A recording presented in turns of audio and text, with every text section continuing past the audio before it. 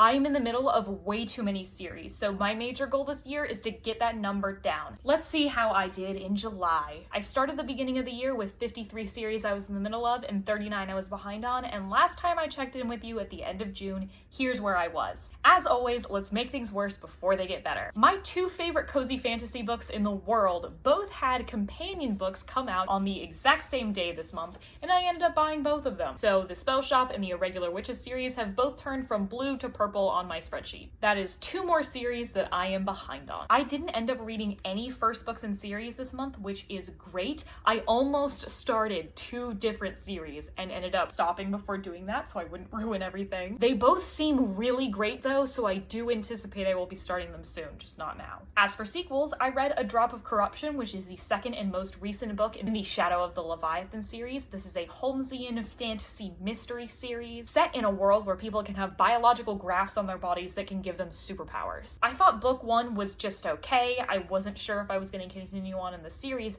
but book two was a massive improvement in my opinion. I really thought he nailed what makes a mystery interesting in this one. I'm very glad I continued. I ended up giving it a 4, and I will be continuing on in the series. So that's one more series I'm caught up on. I read Blood of Elves, which is the third book in the first novel in the Witcher series about Geralt of Rivia, a man who has been genetically modified to be able to kill monsters better. I've been told I'll DNF this series, and you know what?